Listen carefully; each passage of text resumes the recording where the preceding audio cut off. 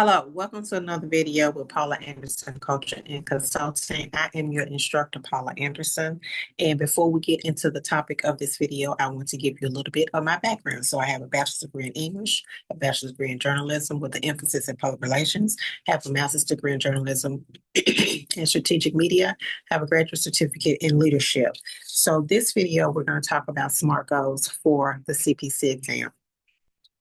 Now, I'm also a CPC, CPB, and AAPC approved instructor. So those are my medical coding and billing certifications. So this video, we're going to talk about SMART goals. Now, SMART stands for specific, measurable, attainable, relevant, and timely. What I would like for you to do is I want you to get a sheet of paper, get your tablet, whatever device that you want to use, and I want you to go with me as I explain to you how to use the SMART goal concept. So specific is going to be what is it that you're trying to accomplish.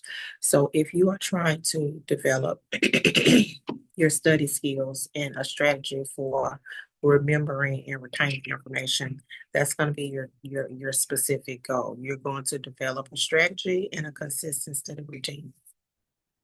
What does that look like? So you have to have specific objectives, like what are you going to do in order to be able to reach that goal? So you have to set aside the time that you need to be able to achieve that goal. So that's something that you need to work out on your own to determine what are the times that you need to do this? What are your limitations and how much time can you devote to doing this? The next letter is M, which is measurable. How are you going to determine whether or not you're on track? So this is an example. So you're going to read a chapter in the ABC study guide. So you're going to read this chapter, let's just say once a week. You're going to focus on reading a chapter. Now, depending on your knowledge base, you may be able to read more than one chapter a week, but we're just going to start with the basics. You're going to read one chapter a week. And when you read one chapter a week, you're actually reading to learn, but you're also reading so that you can take notes. So while you're making those notes, then that's helping you to apply that knowledge, and that's also helping you to retain that knowledge. All right, the next letter is A, which is attainable. Now, this is for individuals that have completed a medical coding training program within the last 12 months.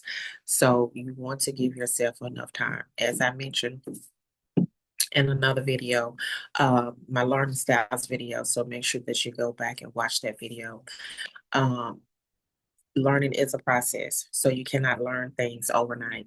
It takes time to learn concepts. I've been teaching this for a very long time, and so because I'm always reading, I'm always reviewing, then the knowledge is continuing to stay with me. But if you are not using the knowledge, then of course you can lose it. So you have to make sure that you're applying it every single day. The next letter is R, which is relevant.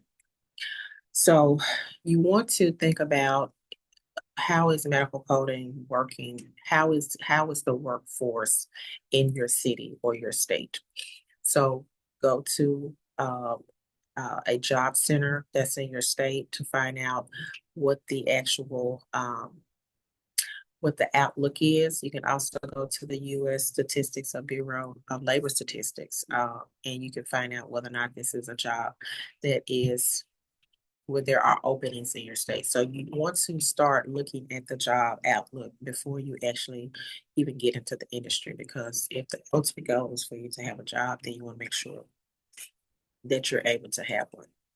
And then time bound. So time bound is to be able to pass the exam. So if you want to give yourself, let's say 12 months, that's giving you, that time period. So what are you going to do each month to make sure that you are actually reaching that goal?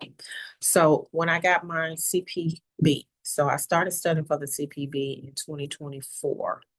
And I studied for about maybe 3 months, I believe. But that is because I already have a medical billing foundation. So I did billing for most of my professional career. So I already understood the concepts. Now, did I need to study? Yes, I still needed to study because I did not know all of the information that was in the study guide. So I still had to apply some new knowledge and learn some new knowledge. So just to recap, the SMART goal acronym is a way for you to map out how you're going to achieve your goal if you're trying to pass the CPC exam. So S stands for specific, M stands for measurable, attainable is A, R is relevant, and T is time bound. So if you would like to learn more about what we do here at Paula Anderson Social Consulting, you can go to my website at paulaandersononline.net. That's paulaandersononline.net. Also, I'm offering a complimentary 30-minute coaching session to individuals that want to do have one-on-one questions about specifics related to medical coding. I do like building relationships with individuals. So if you want to take advantage of this opportunity, you will see a link in the video to sign up for this complimentary client session. So thank you so much and you have a good day.